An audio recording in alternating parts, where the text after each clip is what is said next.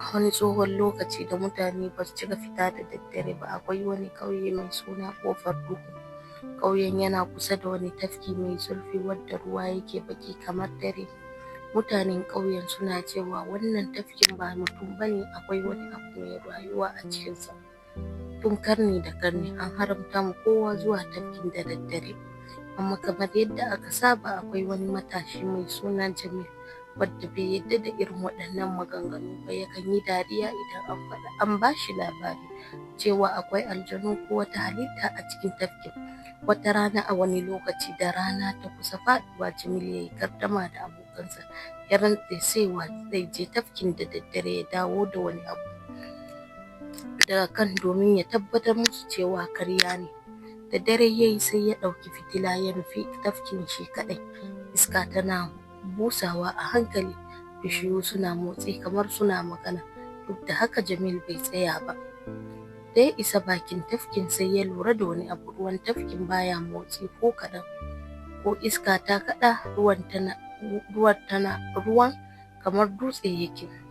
Wannan ya ɗan sa shi ya ji tsoro, amma ya daure sai ya jefa dutse cikin ruwan, sai ya jira ya ji bul kamar yadda ake ji idan abu ya faɗa ruwa, amma ba wani sauti, kawai shiru. Jamil ya motsa kusa, zuciyarsa tana bugawa, sai ya sake jefa wani dutse amma har yanzu ba wani sauti. Sai ya ji wata murya a bayansa, ba komai ke amo a nan ba. Jamil ya juya da sauri amma babu kowa, sai dai ya lura da wata inuwa a kan ruwan tafkin, inuwar ba tasa bace. Inuwar tana motsi ita kaɗai. Zuciyarsa ta fara bugawa da ƙarfi, ya fara ja da baya, sai ruwan tafkin ya fara motsi a hankali kamar ana juya shi da ƙasa. A hankali wani abu ya fara fitowa daga cikin ruwan, ba mutum bane, ba dabba bane. Fatar jikinsa baƙi ce kamar dare, idanunsa suna haskawa kamar wuta, hannayensa sun yi tsawo fiye da yadda ya kamata. Ya kalli Jamil kai tsaye, sai ya yi magana amma ba da baki ba, ba kai tsaye ba, a cikin kunnensa. Ka zo don ka gani gaskiya, yanzu ka gani. Jamil ya juya da gudu, bai sake kallon baya ba.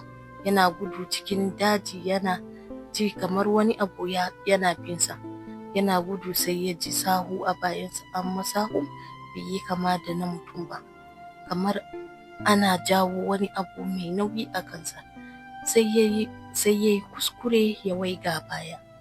Abin da ya gani ya sa jikinsa ya tsaya cak. Halittar tana nan kusa da shi amma ba ta gudu ba, tana bayansa ko ina cikin inuwa. Duk inda ya kalli inuwa sai ya ga fuskarta tana kallonsa. Sai ya faɗi ƙasa, da ƙyar ya tashi ya ci gaba da gudu har ya isa ƙauye.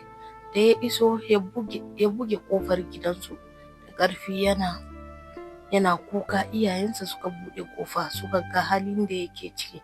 Idanunsa suna cike da tsoro, jikinsa yana rawa. Tun daga wannan daren Jamil ya canza, baya magana sosai, baya fita da daddare, kuma mafi ban tsoro yana gujewa inuwa.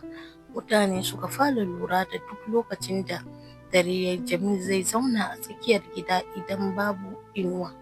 Idan aka tambaye shi dalili sai ya ce cikin rawar murya, ba ku san abin da ke cikin inuwa ba ce. Shekaru suka wuce, wata rana Jamil ya ɓace, babu wanda ya ga inda ya tafi, amma wasu yara sun ce sun ga wani mutum a bakin tafkin da daddare yana tsaya yana kallon ruwan. Da suka matsa kusa sai suka lura da wani abu mai ban tsoro. Mutumin ba shi da inuwa, kuma idanuwansa suna haskawa kamar wuta.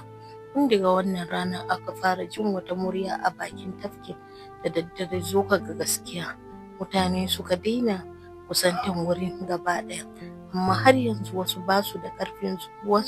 masu ƙarfin zuciya suna cewa idan ka matsa kusa da tafkin da daddare za ka kalli ruwan sosai, za ka ga fuska a ciki, amma ba ita kaɗai ba ce, akwai wani abu a bayan yana kallon ka, kuma idan ka juya ba za ka ga komai ba, sai dai idan ka sake kallon ruwan za ka gane cewa abin ya riga da ya zo kusa da kai.